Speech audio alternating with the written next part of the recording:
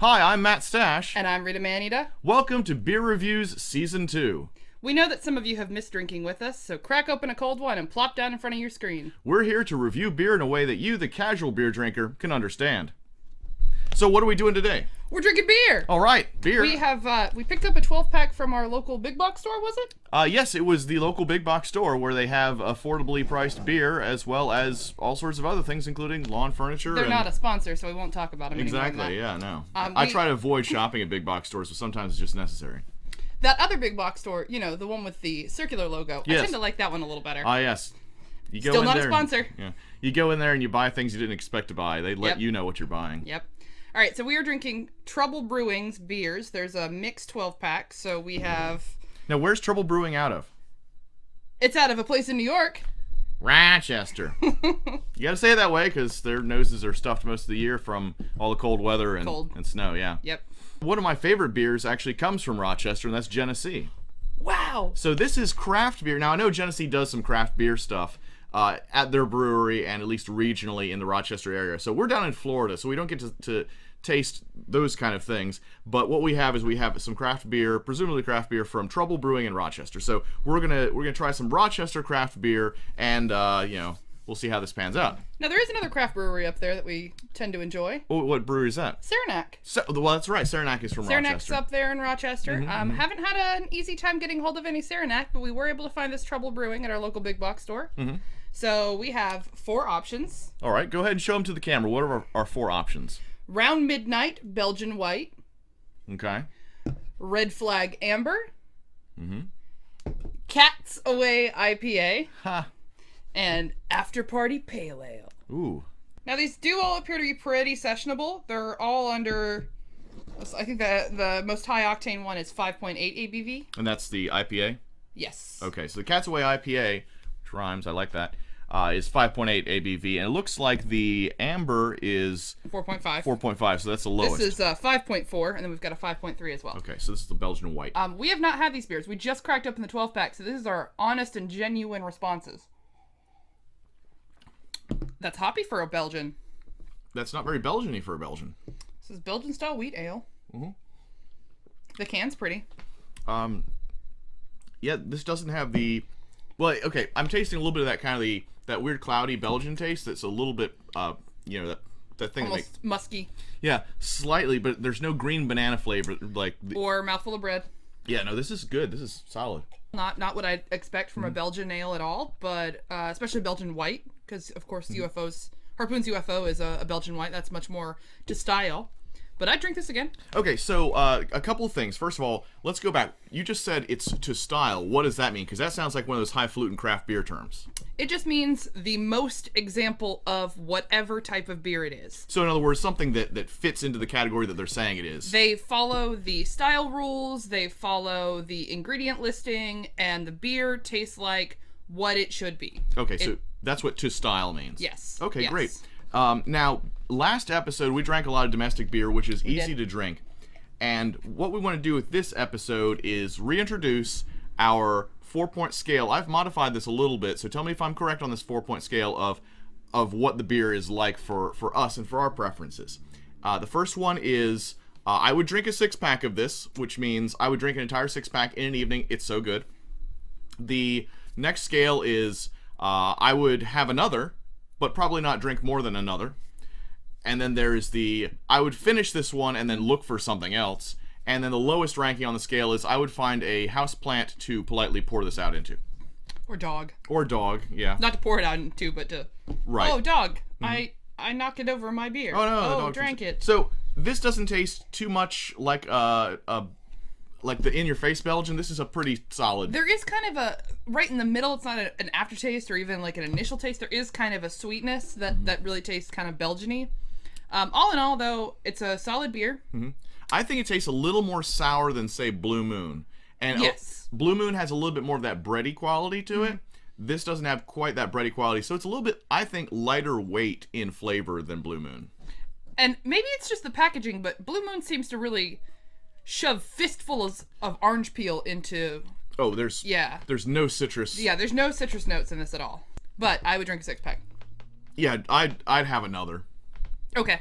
We're going to move on to Red Flag Amber Ale. All right, well, tell me about this Red Flag Amber Ale. Yeah. It's an ale with honey added. Oh, okay. Can's almost FSU colors. Oh, yeah, a little garnet gold going on. Go Knowles. We are now located here in Tallahassee, Florida. We started out in Charlotte, North Carolina. Now we're down here. There's a lot of beer drinking that happens in this city. Yeah. A lot of it's Coors Light. And a lot of government. A lot of government, too. I wonder if the two are related. Okay, so this is an amber ale. Immediately I get that honey. Yes. Honey. It doesn't have a honey aftertaste, though. I get a little bit of it. It's very, you can't see, my glass is frosty, but it's actually very transparent. It's very clear. It's kind of crisp tasting. It does have a golden amber color to it, but it's not an amber like you'd say Yingling is. No. It's very light. And despite having a in your face, well, not really in your face, but like a honey front end to it, it's not too sweet. No, it's not at all. It's not what I would expect out of something that says it's got honey added. It's very pleasant. It's very crisp and refreshing. This would be great after being outside for a little while. It'd be great even in the fall. You know, there's another honey beer that comes from Rochester. No. Yeah.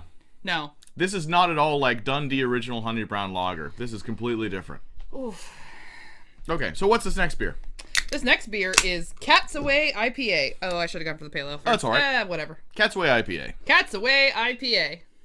Okay, that's the 5.8. Yes, this is our high octane for which is still pretty sessionable, all things considered. I see a lot of IPAs that are in the 6+ category. Even local breweryology, which has a New England pale ale, I think it's the highest octane on their menu, and it's 6.8. Now, I will say I consider sessionable to be like 5.4 and below. Once it's 5.5, then you're like, okay, it's a beer. Let's try it. Ooh. Oh. Huh. Okay, it's dry and crisp. The hops are crisp and bitter, but not that weird, way too citrusy, way too floral. Like, I can't quite tell what kind of hops these are. Not that I would be able to, but, you know, I have my two categories. There's citra hops. You know, sometimes I'm like, oh, these are pungent and musky and floral and weird. And then it's other times like, oh, these are pungent and... Pine tree. Yeah, these aren't really pungent. They're just straight up bitter, and that's nice. Like, Cigar City's High Life has a very, very, like, sweet, citrusy, floral, in-your-face hoppy quality to it. And it's not even like, it's too sweet and sour and weird. I like a good bitter IPA, mind you, but that's just has too much, like, mouth to it. This doesn't. This is nice and crisp. This is bitter.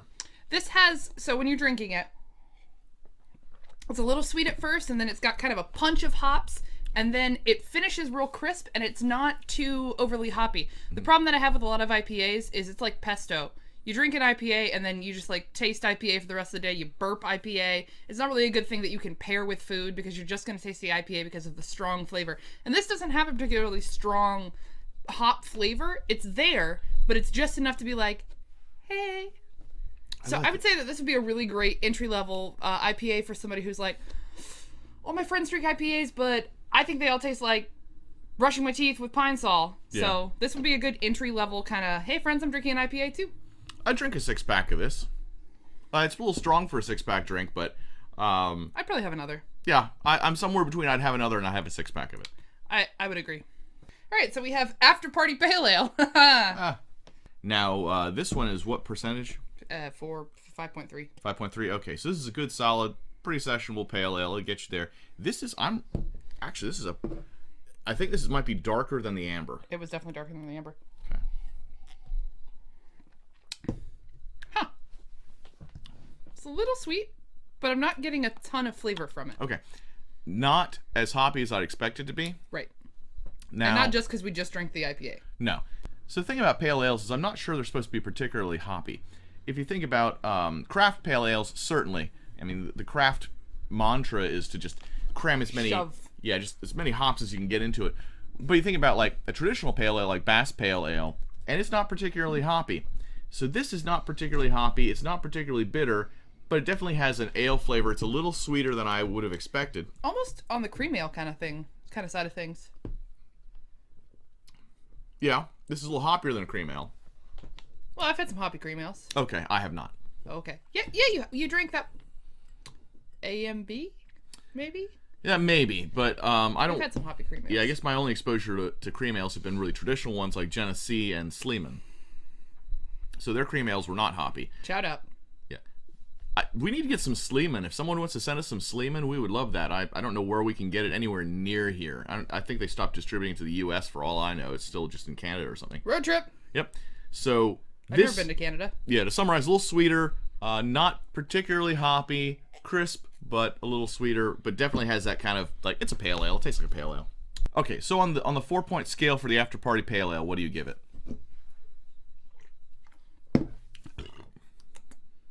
Somewhere between I'd drink again and a 6-pack. I would totally do a 6-pack of this. Okay. Mm-hmm. We appreciate you joining us here on Beereviews Season 2, where we review beer in a way that you, the casual beer drinker, can understand. Don't forget to like, comment, and subscribe, and check the description for relevant links. I'm Matt Stash. I'm Rita and Matt. And as always, thanks for watching.